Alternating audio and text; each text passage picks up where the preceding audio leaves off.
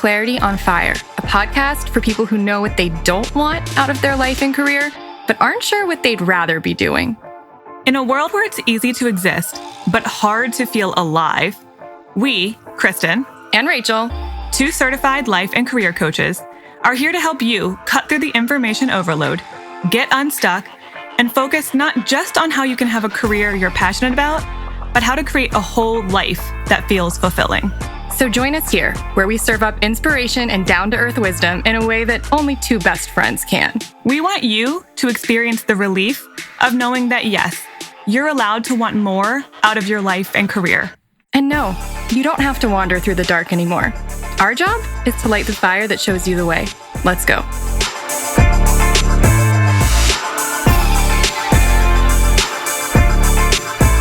Hi. Hey, Well, it's the long-awaited day. we've been pumping you up for this for weeks now already. I don't know how sufficiently we've pumped anybody, but today's the first day of our 2-week coaching enrollment period. So you have today until 2 Fridays from now. 28th. If you haven't listened to our update from like a week and a half ago, It was a bonus Tuesday episode. it was on May the 4th. That's with right. you. It was. Star Wars Day, of course. You can get more info there about all the changes we made, but there's one option now. Yeah. The highlight reel is that 2 months of coaching no longer exists. It's only 6 months is the option. 6 months is your choice. That's how we work with people. We've just decided there's one way that you work with us. That's just it. But I will say that we have opened up some additional payment options. So we will talk to you about that if you are interested. Made it a little bit of a longer payment window, which is helpful. At least that's an option. So you have more choices now on how to pay for 6 months than you did when we had the smaller option. 3 major choices now. Exactly. Is nice. And the next time we do coaching enrollment, it's going to be like $200 more a month. So just think about that. Mm-hmm. Yeah. This is the last time we are doing a coaching enrollment period with these rates. Yes. That's it. So check out our one-on-one coaching page. There's a link in the show notes, and you can also just go to clarityonfire.com, go to work with us, check out the one-on-one coaching page. We always get questions like, how does it work? That's such a big question. That's such a broad question, but I'm going to answer it first I'm going to answer it right now just on the logistical front, because I think if you've been listening to us long enough, you kind of get how it works on the more internal front. And we can talk to you personally about what that looks like for you in your situation. Not that it's going to be very different from anyone else's situation, but we can talk about how it applies to you. Exactly. But we start out doing weekly calls. We give you homework. That's part of what coaching comes with, is a library of content, and we give you homework. We guide you through the content. There's a process that we follow. Week by week, give you a piece of homework. Usually it's like an hour-long video. And then it's a prompt. It's a way for you to do some heavy lifting ahead of time so that when we get on the phone or Zoom or whatever, we're diving into the deep end already. You've already sort of primed yourself, and then we just dive in. And we do it like that very consistently, sort of every week, call and homework for about 6 weeks-ish. And then toward like the halfway to 2/3 mark, it tends to turn into like every other week. Toward the end, it turns into like every 3 or 4 weeks. And that's because the beginning part of coaching is a lot of going internal and getting real clarity on who you are and what you want and where you're going and what's getting in the way. And then there comes a point at which you need to take your internal clarification and turn it into external action. There's even a section we get into called action. What are you going to do now? And you have to embody it. You have to live it. And so oftentimes people will ask us for more time. Can I have a couple of weeks before we talk again? Or can I have, or I just know you need enough time to do this stuff. Yeah. At this point, we preempt you because we know it's coming, and we spread them out a little bit more, because all of a sudden a week becomes a very short amount of time when you're trying to do more in between. And so that's why 12 sessions of coaching tends to last on average around 6 months, because it starts to spread out more toward the end. Yeah. So I don't know. If it sounds like a good idea to have someone who's been doing this for 9 years and has helped more people than I will probably ever be able to count between the two of us, do this. And let me preempt another question you're going to have. What if this doesn't work on me? I'm like, excuse me, I'm sorry. You're not so special that you're going to be like the one person that coaching has failed to work on. Literally the only one. Literally the only one. Sometimes it works better for some people than others. But let me tell you, the people who it doesn't work that well for, they have like some big things in common, and it's a pretty rare thing to have in common. I don't think it's you. I'm not going to get into what they have in common. It's a lot of like trauma stuff, I think. You know what I mean? It's usually people who are like, should you have been in therapy? Are we borderline here? You have a therapist? Is this? We can talk about it. If you're at all like questioning, that's why we have calls with people before we get into it. We want to make sure it's a really good fit. Make sure if we move forward, we know it's because like you're in the right place. You totally get this. And we know that we can help get you where you want to go. So that's why we don't let you just sign up for coaching on our site without talking to us first. We want to make sure it's a good fit. I don't know if you like me. You might think you like me on the podcast, but we need to actually talk. I mean, if you like me on the podcast, you're probably going to like me in real life because this is just who I am. But I don't know that I like you. So we got to talk. So yeah, today's the first day. Keep in mind, we do have a limited number of spots. And of course, we've already had people kind of preempt us, and that always happens. So we don't even have all of our spots right now. We don't. So enrollment is open for 2 weeks, but I would say, coaching is first come, first served. Let's just be aware of that. You go in line to get ice cream. If you're fifth in line, you're going to get ice cream fifth. That's just kind of how it works. Unless the person in front of you is like, no, never mind. I don't want ice cream. And then they get out of line. Okay. Sure. But you can't guarantee that. Sure. You don't know what's going to happen in front of you. Just get in line. Sooner the better. We wrapped around the block. Which that's kind of how it got last time.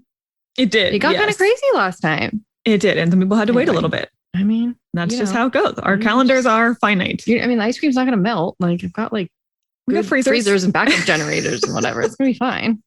Really now we're worried about the power going out and everything. We got generators. We have to have that if you have a business. Yeah. Okay. Well, we don't need to talk about the intricacies of ice cream businesses, but so you can sign up. There's a link to talk to us in the episode description. There's also, you can just always go to our site, and under the Work With Us tab, there's a one-on-one coaching page. And if you scroll through, you can get all the info there. And there's a button that says sign up or talk to us. And that'll be where you can fill out a form. And that lets us know, I'm in line. I'm in line. I want to talk to you. To talk to you. And then we'll get back to you in a day or so. Okay. I don't feel like that was very interesting, but it was informative. And not everything that's informative has to be interesting. I don't have to be interesting all the time. That's my type 4 talking. Well, guess what? You know who's interesting? Carolyn, our guest today. Oh, she's super interesting. I wouldn't know. She's not my guest. So we don't have to be interesting because she can do that for us today. Okay. Can I read her bio and then you can talk about, preview this a little bit? Okay. Carolyn is an avid world traveler, hiker, and yogi. Her other passions include reading, writing, philosophy, psychology, and deepening her spirituality. She is an oncology physician assistant by trade and lives in Brooklyn, New York. The reason I wanted to talk to Carolyn, and we just jump right in the episode, so I'm not even going to give it a whole lot of preamble, is because she decided at the end of last year, after spending most of her life doing and achieving and going after things and being very action oriented, to slow down and do an experiment where she lived more in feminine energy, which is much more about receptivity and being open to possibilities and not really being the hunter. And she's going to describe more of what that means to her, and we'll get into it. Are you linking to episodes about this in our show notes? Oh, yeah. Okay. Because there's one in particular that you really should listen to before or after this one, because it really dives into what is feminine energy in the first place. But we do get into it a little bit at the beginning. And you're going to be amazed by some of the results of her experiment and probably inspired to try your own experiment. That's my goal, at least. I'm very interested in this. As someone who loves feminine energy and has tried to be more in the feminine in so many areas of my life, God, do I still catch myself getting into masculine energy all the time. Too. This was one of those episodes that, Originally, I thought to do it because I've had a lot of clients talking to me recently about feminine energy, but it ended up being one of those episodes that I needed for myself. Well, that's why we do what and we so win-win all the way around. Okay. Well, I am very interested to hear this, and we will be back at the end with another little update. Hi, Carolyn. Hey, Kristen. Hey, I'm really excited to bring you on the podcast today. When I was thinking of who I wanted to interview next, you just immediately popped into my mind. And I think it's for a couple of reasons. Partially, you've been doing this interesting thing where you're trying to live more in feminine energy the past several months. And you have been having some really fascinating synchronicities and just things pop up. So I really wanted you to share your experience so far with this whole experiment thing. And then at the same time, this is how I know I'm meant to talk about it, because I've had multiple clients recently who are getting curious about feminine versus masculine energy. And they're trying to figure out, like, how do I live more in the feminine? Like, what does that actually mean? And they're kind of getting stuck. So I was like, they need to hear your Carolyn story. Like, this is too perfect. So thank you in advance for being willing to share your journey so far with this. I know we're still in the works. Lots more to come, I'm sure. But I want to just kind of tell the story of what has been happening for you the last several months. Sure. So we started this experiment back in November or December of 2020. And I had a lot of changes that had recently happened. I had moved across the country. I had changed jobs. I had ended a relationship. And I was kind of tackling all of these issues in my typical masculine energy way, where I was just spinning my wheels and trying to figure out, how am I going to fix these issues? Should I move again? Should I change jobs again? And instead of doing that, you had encouraged me to try being more in a feminine energy mindset. So instead of trying to fix all these issues, I was supposed to just kind of take a break and just let things happen and let the universe sort of work on my behalf, if you will. Mm-hmm, mm-hmm. Okay, so this is fascinating because this was a pretty new concept to you. Definitely. I think that's a fair thing to say. So as you were exploring, like, what even is feminine energy so that I can start trying this new approach. I'm not really sure if it's going to work, but I'm going to give it a shot because the other way is exhausting.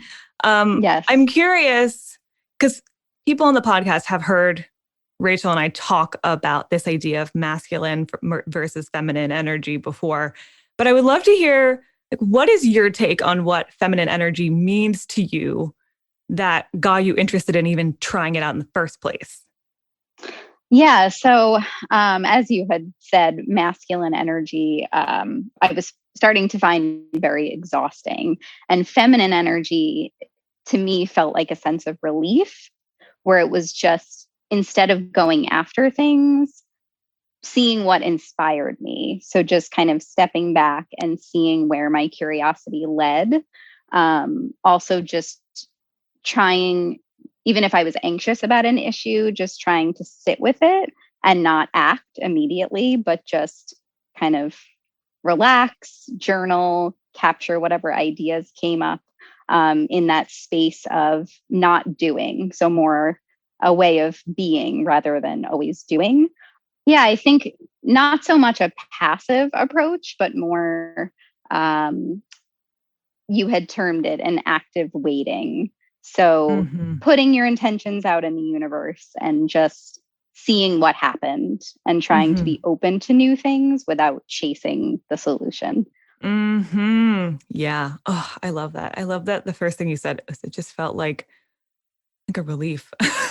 Yeah, that was the biggest thing for me, was just you had kind of given me permission to finally release control and just sit back and not have to figure things out right now, and just take time to be in a fertile void is I think what we called it, which was almost like a hibernation, which did happen to coincide with winter and the pandemic. So that definitely helped. You were like, well, I'm already kind of hibernating anyway. Let's make it exactly. official. there wasn't much else to do. So I spent a lot of time just journaling and seeing what came up for me and meditating and doing more yoga, a lot of self-care type activities, and then just saying, I won't tackle these problems right now. I'm putting them on a shelf and letting the universe kind of control things for a bit. Yeah. How did that feel different from how you have approached your life in the past?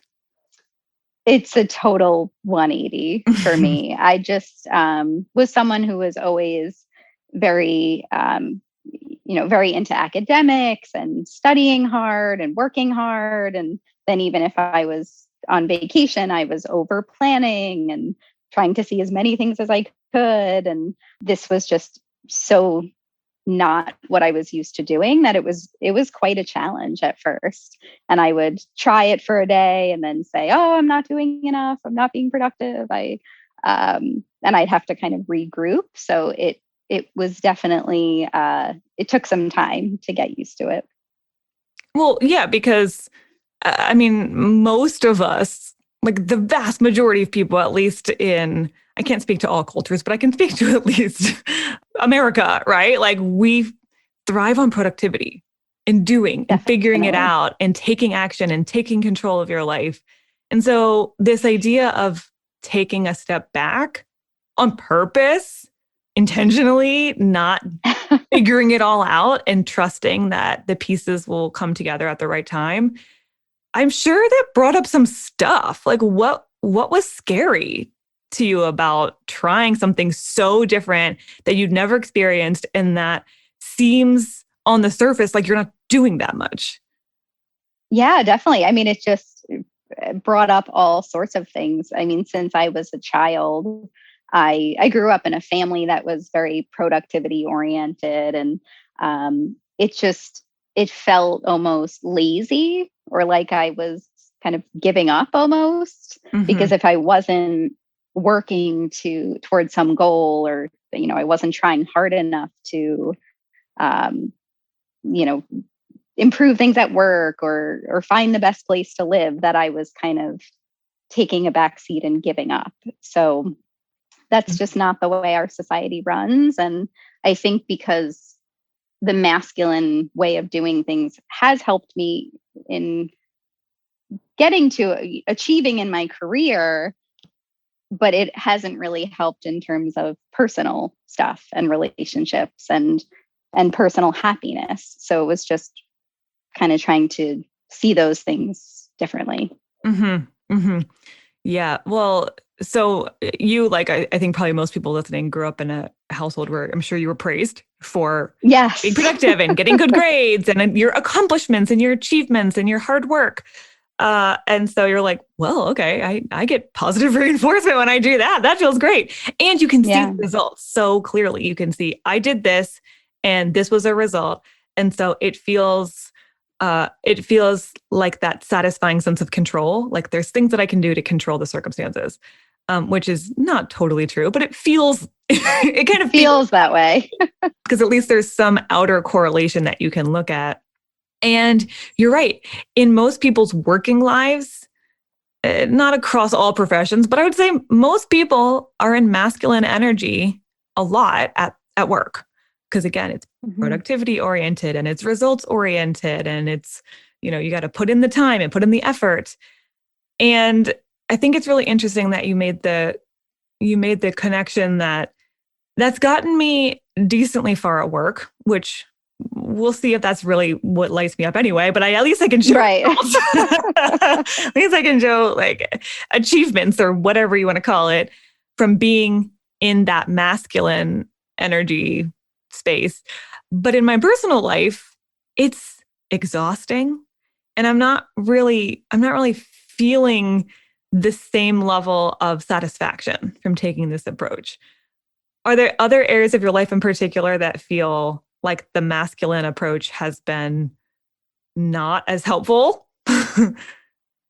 Yeah, I mean, I think definitely just in terms of looking towards the future. So that's always something that has been a source of anxiety for me is, will I meet my partner, and will I be able to have children, and where is the best place to live? And it's very hard for me to stay in the present. So I think I've just tended to apply the masculine to those areas, thinking that it'll give me some sense of control, even though it doesn't. But I found that there's really no, as much effort as I put in, or that I think I'm putting in, it really doesn't change circumstances. And those are things that you just have to, trust is a really big thing with feminine energy. Is just trusting that you're in the place that you should be, and that things have happened for a reason, and just giving up that control. Mm-hmm. You're right. Trust is critical to feminine energy. And especially when you're first starting to approach things from a more feminine place, instead of that traditional masculine place, you don't have the trust yet. You don't have any proof that it works. And you don't see a lot of evidence from other people that it's working. Because again, we're not a society who is great at enforcing feminine energy as a great approach to life. So you don't see a ton of that around. So that's why I love that you tried this, call it an experiment, really, because I think you're right. I think it was around November-ish of 2020. We decided, let's just, at least through the end of the year, through the end of 2020, we're going to try this thing where I just see if this feminine energy approach feels any different, works any different. And it was good timing. It was the holidays. It was winter. It was a pandemic.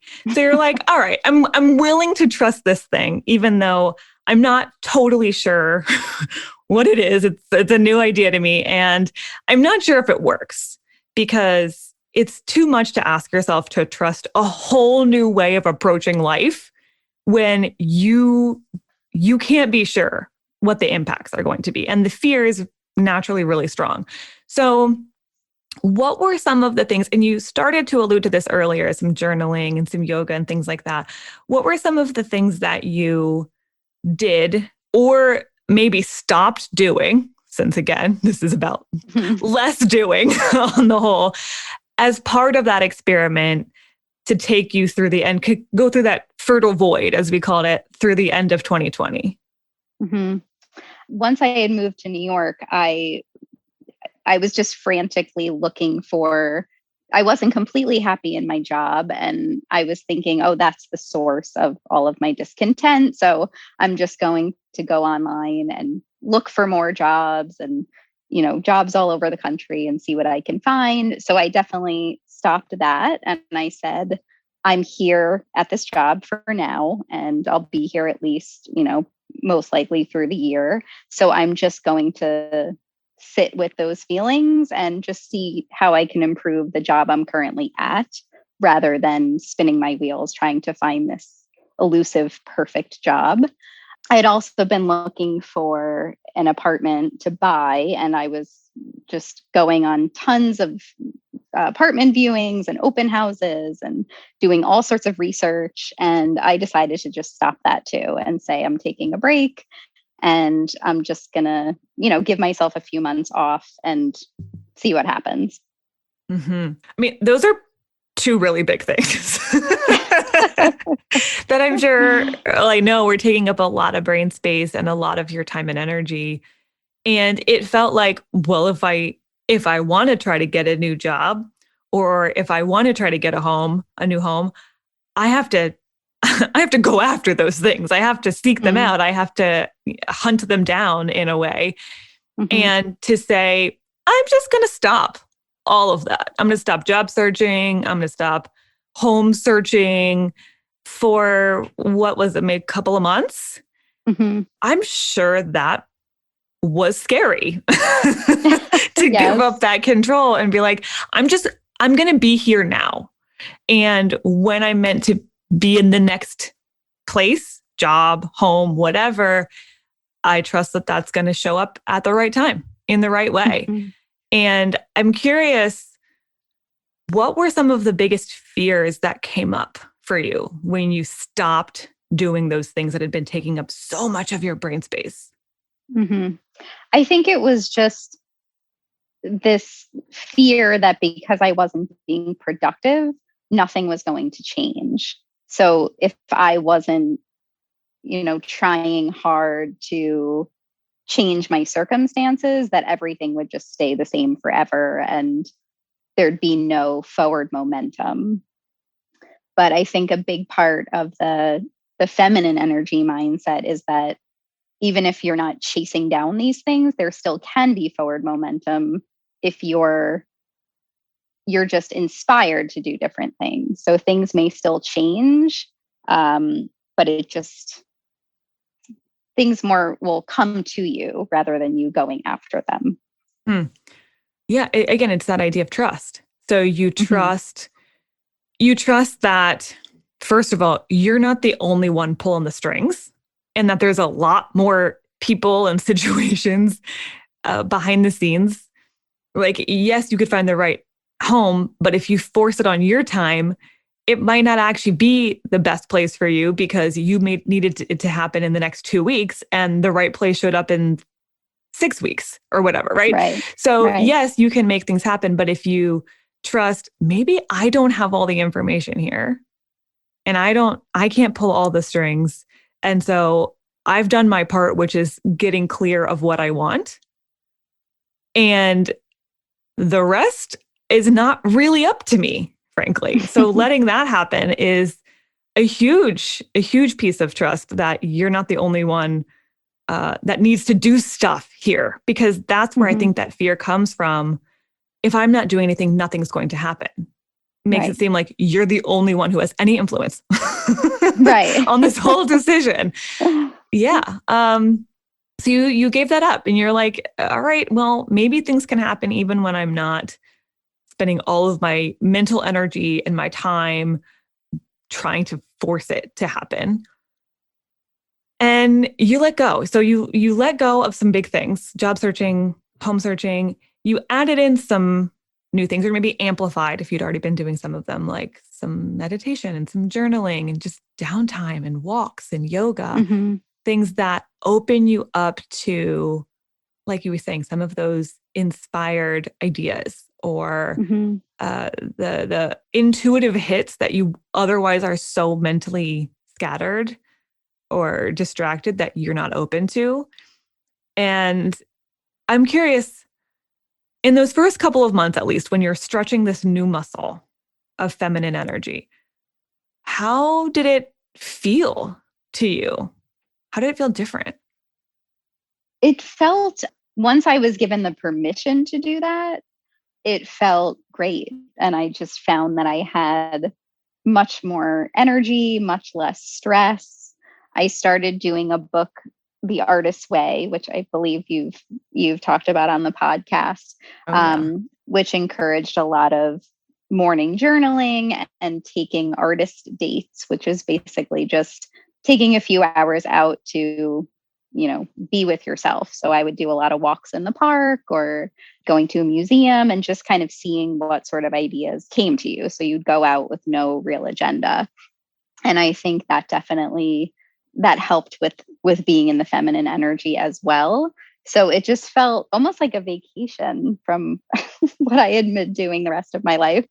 Yeah, a vacation from all of the doing and the pushing and the striving. And it felt good. And I think that was so key. You said, once I felt like I had the permission. And most people are just not giving themselves that permission. And so it helps when a coach comes in and says, I give you permission. I don't give you anything, right? Like, as a coach, I have no powers to give you permission to do anything. But when someone else gives you permission, sometimes it allows you to give yourself that permission, because that's really what's important. So I love that you said that, because we together now can give anyone listening permission. Like, please give yourself permission to try this. It feels like a vacation. It feels like, and we're going to talk about the results of your vacation too, because it's not just that it feels good in the moment. There's a lot more that it churns up. It's a really, really powerful energy that most people don't fully understand or know how to harness. But there were certainly things happening behind the scenes that you didn't have to control that we'll get into. So you felt a lot better. Did you notice any differences in, your creativity or your energy or your stress, or like, how did it feel in some of those different areas of your personal life in those first couple of months? Yeah, I think I definitely felt much more creative. Found myself writing poems and getting much more into my yoga. And I was a ballet dancer as a child, and I found myself just I didn't doing know more that. of Oh, that. Yeah. I love it. Around the house, and just all of suppressed, I guess, or just wasn't really paying much attention to. Yeah. And in terms of personal relationships, I think people just started to sense a difference in me, people who had known me for a long time. And they said, you seem much more relaxed and you're just kind of going with the flow. And, that was definitely not something that came easily to me before. Isn't that so great when you get validation from people who have known you a while, like, oh, you seem different, because you feel different. And like you were saying, your creativity felt higher and you just felt like more in touch with these creative, go with the flow parts of yourself that had been cut off a long time ago. And you feel it, but then to have someone reflect that back to you, it must have been very validating, especially early on, definitely, when you're looking for proof. Like, well, it feels different, but can I trust it? Can I trust it yet? Mm-hmm. And that's, I know I've mentioned this before on the podcast, but I love Brené Brown's concept of building trust. She describes trust as a marble jar. And you start out, and whether it's building trust with yourself, like I'll follow through on my commitments to myself and I trust myself to make good decisions, or whether it's trust of another person that you're building a relationship with, or whether it's trust with, the universe at large, that it does have your back and that it's co-creating with you. Whatever you're building trust with, she talks about this idea of a marble jar, and you start out with an empty jar, and all of the little moments, it's these tiny moments where trust is built. It's, you follow through on your commitment to yourself, or someone shares something with you that feels like, oh, they must trust me if they shared that, or they remembered my birthday, or these little moments, or with the universe, right? It's like, oh, I feel like I'm moving in this direction, but I'm getting these little signs from people in my life and from weird synchronicities that it's working. It's working. Mm-hmm. And that's how trust gets built. So I love that those were some of your earliest signs. Your first few marbles in the jar, right? Where people giving you that kind of feedback, that they're seeing that difference in you. That's powerful. Yeah. And I think once you're open to those sorts of things, the synchronicities, I found myself looking back at the rest of my life. And I said, actually, there have been synchronicities that have happened that at the time I just thought, oh, this is a coincidence. And then now looking at it as across the years, I'm realizing that maybe I didn't have as much control in things that happened anyway, even if I thought I did. Because a lot of these, a lot of these big life changes and things that happened were synchronistic. And I just hadn't really given that a lot of credit back then. Mm-hmm. It's funny, right? When you understand this, you can look back and realize it's been working the whole time. You've actually been building proof that the feminine approach is just as powerful, just different from the masculine approach. But until you know what you're experiencing, you just call it a coincidence. You just call it a random, like, oh, what a random weird thing that happened. No. This has been working for you the whole time. So I'd love to hear some of those early, just little synchronous things that happened as a result of you spending some more time in this feminine energy place. Some of those, again, like the first few marbles in the jar that were giving you cues. Maybe this is starting to work. I don't know. Yeah, definitely. The first thing was I had started doing the artist way, and I was on my first artist date, and I was just walking through the park, and I ended up on a street with an open house for an apartment. And a friend had just sent me the listing for this apartment that day. And I said, oh, I think this is the street that apartment's on. And at that moment, someone came out of the apartment and said, oh, it's open. Like, you could just call up and see if you could go look at it. And I ended up looking at this place and submitting an offer. And I didn't end up getting the place, but I was the backup offer to this apartment. And I thought, I came home and I said, 2 hours ago, I had no idea that I was going to be interested in an apartment, and it just fell into my lap with no planning whatsoever. And I just happened to leave the park and end up on that road. So I think that was the first big thing where I said, wow, like, there's definitely something going on here that's bigger than me. It was like too many little things had to line up just right to make that happen, for you to even see and consider that place, and kind of open you up to like, oh, maybe some places that I want are available and could be. Like, you were the backup offer, right? Like, clearly you were a good fit for it. But the way that someone emailed you that morning, and then you just happened to walk past it, and then you just happened to look up, and like someone's walking out at that moment, and then it happens to be available for you to go see right now. Like, and you have the time at that, like, just too many of those. And this was just one of the earlier things. You're like, okay, well, that's weird. I can't fully explain that. Like, I couldn't have planned it to be that easy and natural for me to explore this new place. If I had tried to force that, I would have been making phone calls and getting voicemails and then having to reschedule and then having to move meetings around to go see it at the right time. Like, it just would have been a logistical nightmare, because that's just how it works. Right. And that's how it works. Yeah. That's how it had worked for me up until that point, where I thought, if I'm going to get a place, it's inevitably going to be this arduous, terrible task that takes a ton of effort. And I remember you and I talked about it, and you said, well, even if you don't get the place, maybe you should look at this as kind of a sign that things can be easy, that things can fall into place that you want, because you've set that intention and put that out into the universe. And, maybe it can be that easy to get a place. Yeah, because it was that easy, that effortless, and you got really close. And so it's like, wait, this process must work. So even if it didn't land me with my dream place this time, I'm recognizing the act of even getting as far as I got in the process was that easy one time. And again, most people would say, what a weird fluke. What a weird coincidence that it was just so natural. That'll never happen again.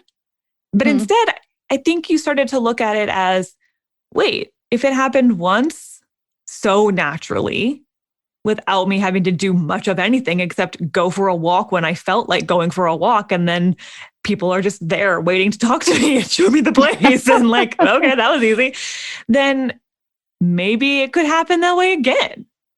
So it became one of those first pieces of proof. Okay, I love it. So you said that was the first synchronous thing. What else happened? I had been thinking of planning a trip, and was just wondering, who's going to be able to go. Like, a lot of people don't have off from work. It's a pandemic. And for whatever reason, I was thinking of traveling to Turkey. And then that day, a friend of mine who I hadn't talked to in a while reached out and said, I've been looking at doing a trip, and what do you think about going to Turkey? And I was like, this is really weird now, because I had not heard from this person in a while. And so there's no way I could have planned that. So it was, again, instead of me starting to do all this research and reaching out to everyone, I just kind of had this thought and put it out there. And then this text came through, and now we're planning our trip for later in the year. So I mean, it starts to get ridiculous. Like, the further on you go with it, the synchronicities just get so specific that you're like, now I can't even believe that's a coincidence. Like, how likely is it really that I have this thought, hey, I'd love to go on a trip. Maybe I'd like to go to Turkey. And then someone texts you who you haven't heard from in a while and specifically is giving the idea of, I think I'd like to plan a trip to Turkey, which by the way means now not only do you have a travel buddy, but you don't have to do all the planning because someone else is already starting to plan it. So it's almost like I had the idea of maybe I want to go to Turkey, and then someone's coming in being like, hey, I have a trip that I'm planning to go to Turkey. Want to just hitch on with my plan? And you're like, well, that was super easy. that works. Yeah, does. It's almost wild, right? To be like, oh, how did I not know for so long that it could be this easy? No, it's true. And just little things after that, I think, started happening with such frequency that you just have to laugh at it because, like you said, it's these specific things. Like one day I went to work and I forgot breakfast, and I said, I really hope someone brings in breakfast today. That would be nice. And then someone brought in bagels, which rarely happens. And just little stuff like that, where you're like, wow, is something kind of working behind the scenes here? Or this morning I was saying, oh, I'm feeling a little bit anxious. And I got an email from an old meditation group I did over a year ago that I haven't heard from, with an anxiety meditation in the email. And I said, this is so weird. I have not gotten an email from these people in so long. Like, what would make this come through today? So yeah, it's pretty amazing. It's really amazing. And this is, again, I'm going to harken back to the marble jar reference.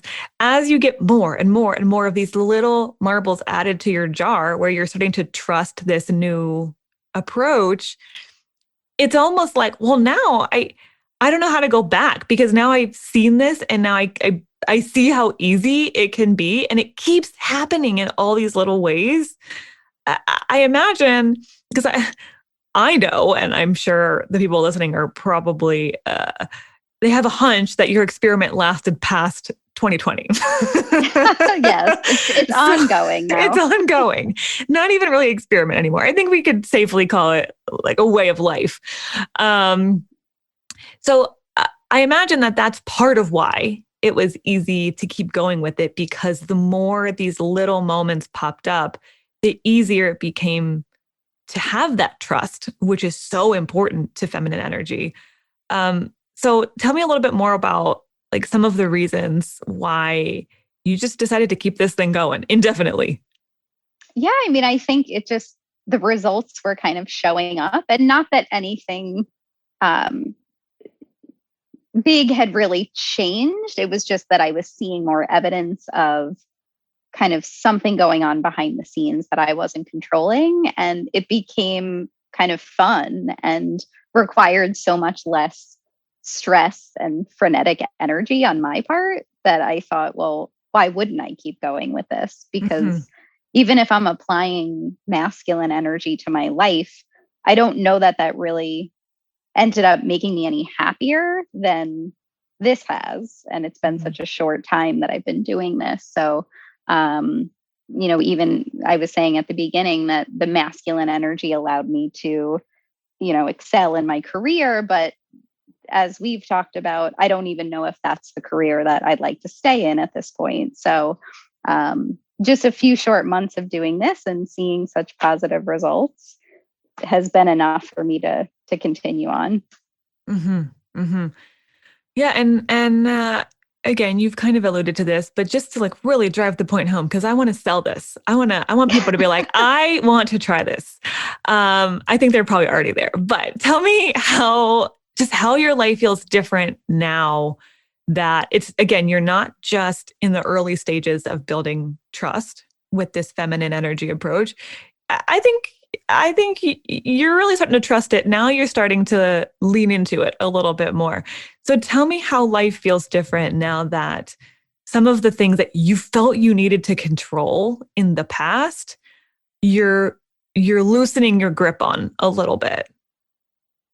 Yeah, I think it just gives you so much more energy to enjoy your life rather than trying to make sure it works out in the future or plan things exhaustively. It's just kind of allowing you to be led a little bit more, which in some ways is more interesting and more fun than trying to plan out every little thing. Mm-hmm. And I think just it's allowed me to concentrate on being rather than doing. So when I'm with family or friends, I'm much more present and probably much less stressed than I was before when I was spinning my wheels about all these other things. Mm-hmm. I love it. I couldn't have said it better. I think the words you said were more energy to enjoy your life. I mean, like, what else? Sign me up. It's just how I feel. I think that's what everyone wants, just presence and more energy and more time to enjoy the great parts of your life, knowing that a lot of the things you're worried about are working themselves out. Right. There's just so much less tension that I feel in what you're describing here. So much less of that kind of anxiety and pressure that a lot of people feel that like figure it all out and make it happen. It's exhausting. It's really exhausting. Yeah. And again, I'm not trying to hate on masculine energy because, hey, it works. And we need a balance. We really do need a balance of the two. But for most people, they've got that on lock. They're living their lives from that place. The muscle that needs building is the feminine energy approach. So leaning more into that doesn't mean cutting out the other side of yourself. It just means like, let's try to balance the scales a little bit, because when I don't have balance, I get really exhausted. And it's just, it feels very, very different, just even in your own body, energy wise and creativity wise and presence, when you have that more a balanced approach.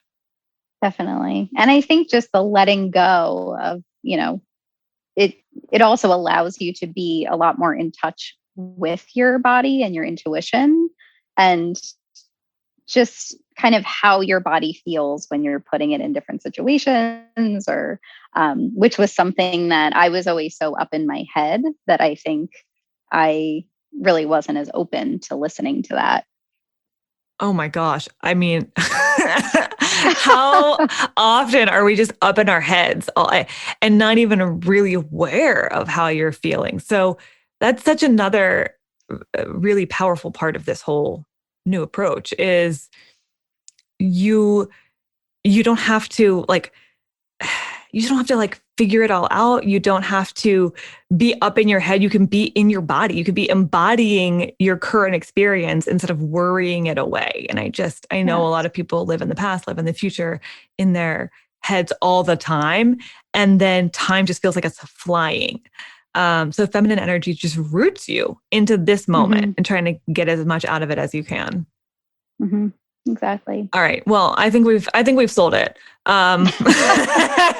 So now that you're sold on living this as more of a long-term life approach, and you're just giving yourself that permission to keep playing in feminine energy, I mean, the cooler synchronicities seem to be happening. What was so funny is, just to throw another synchronicity out there, I asked you to be on this podcast and to talk about this topic because I knew you'd been really experimenting with this, really making some big shifts, and we're having some of these cool synchronous results.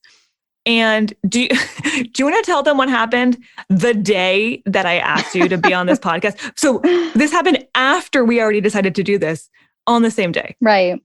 Yes. Please share that story.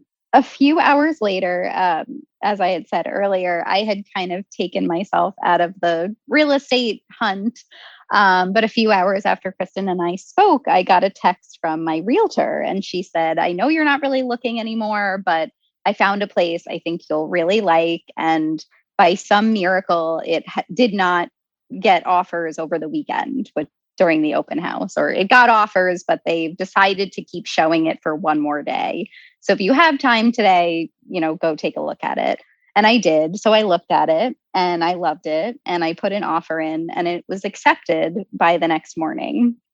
And it was one that I had not even had on my radar. So I'm now in the process of buying an apartment in New York. So it wasn't just that easy the first time. Like it just happened again, literally hours after we're talking about, hey, do you want to share the power of feminine energy? You attract like your next home literally hours later. And the process is complete in, well, the closing process is complete in 24 hours. I mean, I had to laugh. There was one more little piece of, I feel like that like really put it over the edge that this is the place I'm supposed to be. Do you want to tell them about the Brave? Oh, yes. I forgot about that. So yeah, when I looked at the pictures my realtor had sent me, there was a kind of a pendant in the bedroom that said, "Be brave." And I had just done a yoga retreat in Sedona that was very spiritually based. And we were supposed to pick a mantra, each person on the retreat. And mine was, "I am brave." And I saw that sign and something about it, I was like, I think this might be my apartment. That's kind of a weird synchronicity. And yeah, and then it worked out. I just love that little part. You sent me the photo too, and I was like, you have got to be kidding me. It's like the whole process, really and truly, that is what feminine energy looks like. It looks like, here's what I want. I'm clear on what I want. I want this kind of apartment in this part of town, in this price rate. You have some ideas of what you want.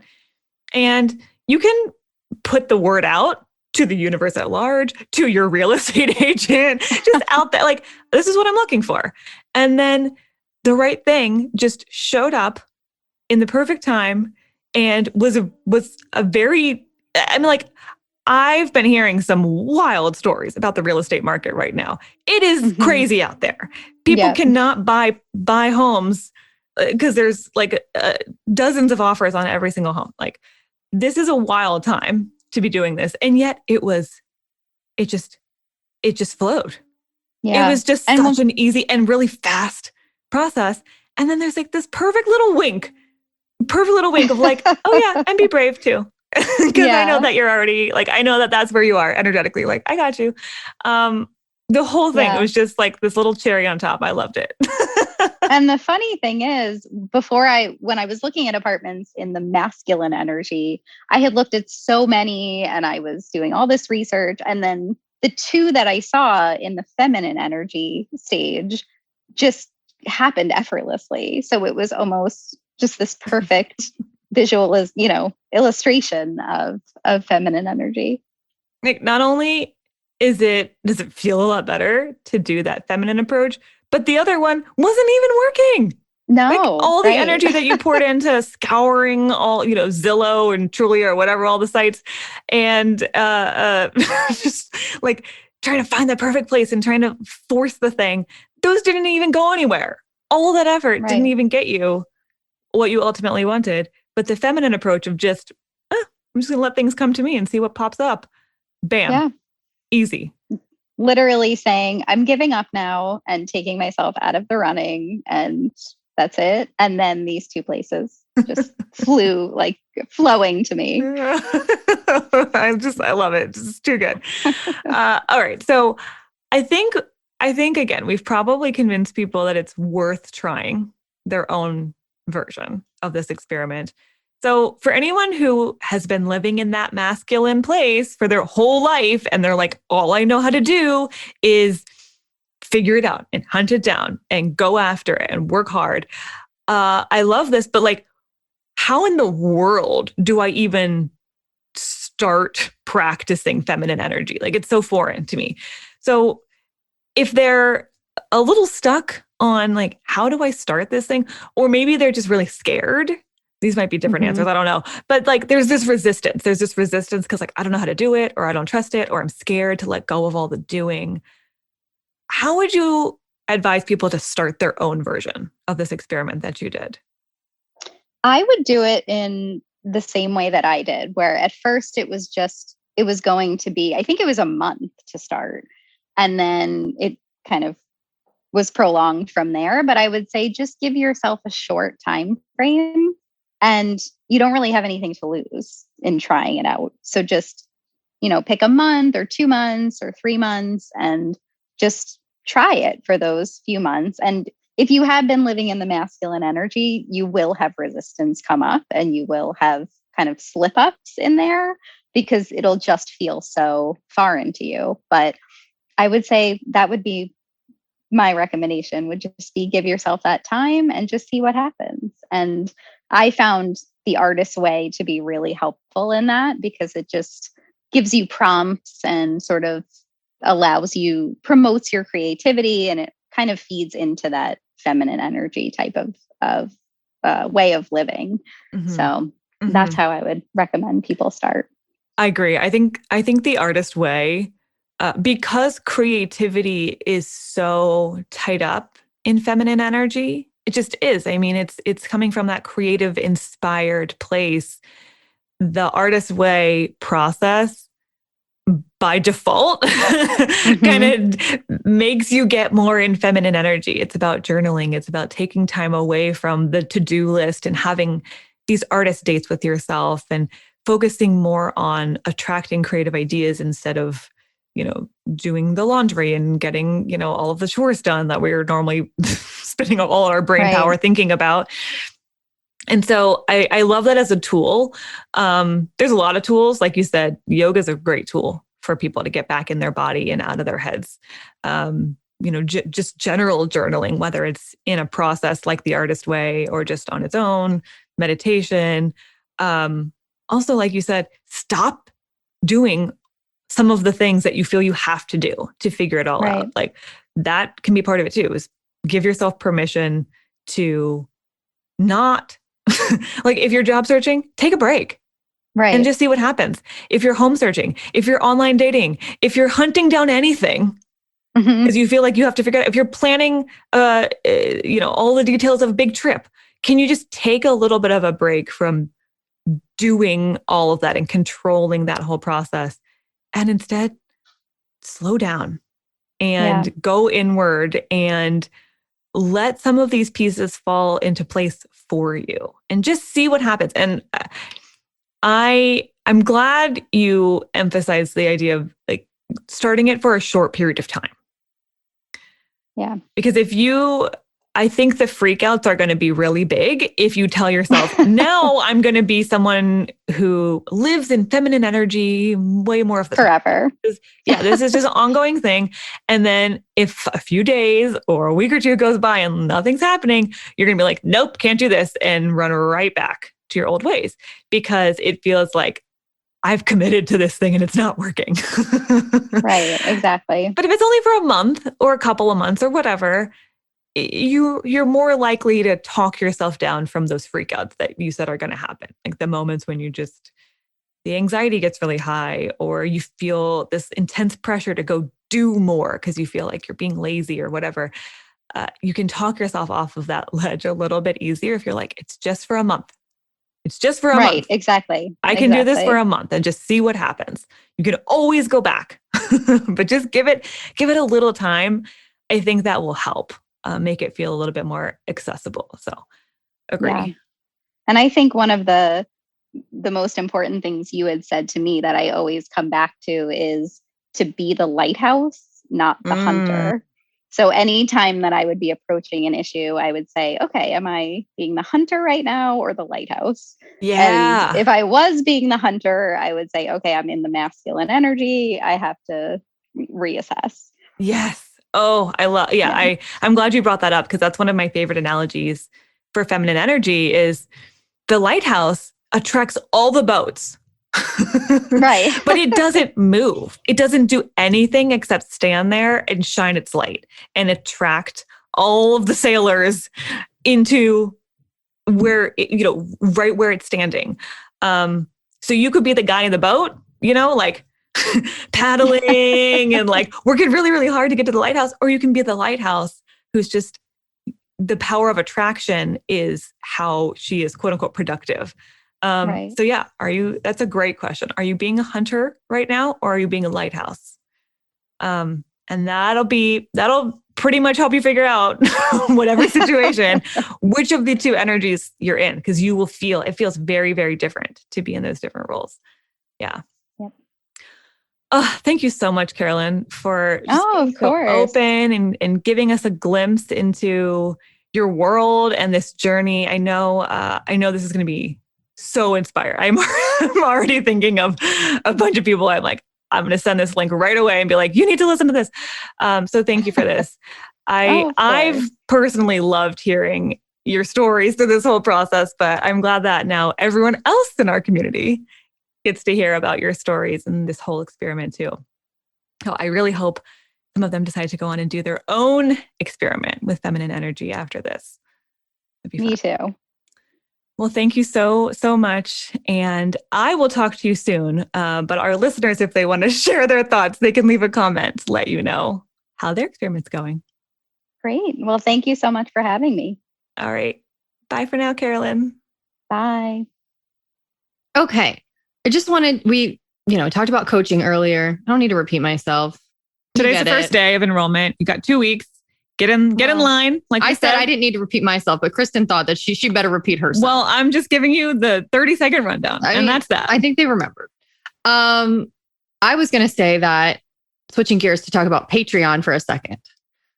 We have the next community hangout happening on Sunday, the 23rd at 1 p.m. Eastern over Zoom. The group voted about what they wanted to, what the theme was going to be or what they wanted to do this month. We had a breathwork session last month. We've had a book club session.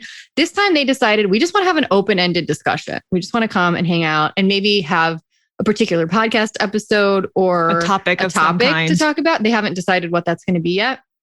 But if you're not a member of Patreon yet, get on in there.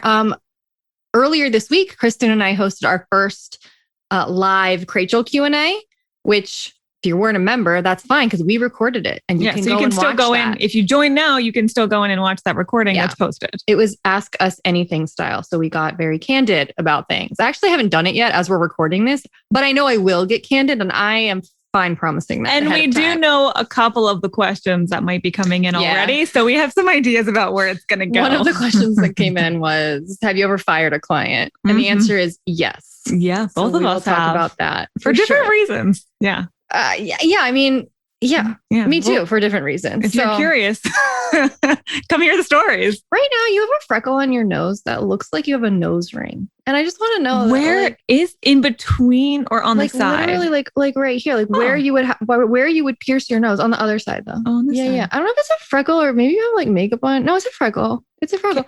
It's not wiping off? No, it's not wiping off. It's a freckle. Yeah. It looks like you have a nose ring. Well, and you look the exact same. So you could get a nose ring, just so you know. Okay. You would be the least likely person I know to get a nose ring. The least of anyone you know? No, I'm just thinking of our friends getting nose rings. Mom? And I'm like, no, okay. Your mom is the last person I could think of to get a nose ring. Maybe like my 1-year-old nephew is not likely to get a nose ring. Probably not. Not his choice though. My 3-year-old niece would be very likely to get a nose ring if she knew that was an option. Show it off. Yeah, she's got that personality. Hi, I'm Devin, and this is my nose ring. I just love her. Okay, well, I got distracted. Well, thank you for letting me know that that's an option for me. It is an option. Okay.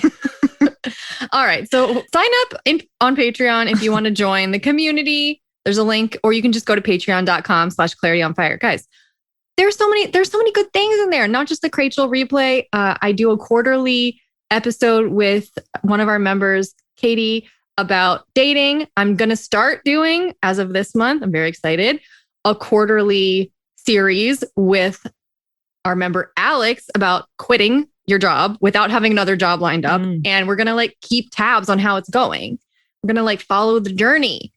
We have a Discord community. I'm having fun over there. I'm off-roading and podcasting over there. You're you're not doing that with me. We all know podcasting wasn't my idea in the first place anyway. But you have created some bonus content with me. We had a bonus episode about depression and anxiety. Guys, there's some good stuff in there. So we have a Discord community where everyone daily is chatting in there and connecting. So there's a lot happening. And you're missing out. For $6 a month, there's a lot happening. There's a lot happening. Seriously, you could be making friends and learning things and just hearing things you're not going to hear on this podcast. There's every reason to join and very few reasons not to. So, and you can also just join just to hear bonus content. You don't have to join the community if you don't want to hang out with people and you don't want people to know who you are. And that's only $3 a month. I mean, it's like, come on. Come on. That's That's like half of an ice cream that you're standing That's in like line for. half of a fancy latte. Yeah. I mean, come on. Mhm. All right. So, well, that's all. All of that is all. All of that is all. And we will see you next Friday with a new side chat. Yeah, I'm going to rant some more. I'm just going to Okay. pick up where I left off last month. Okay. Bye. Bye.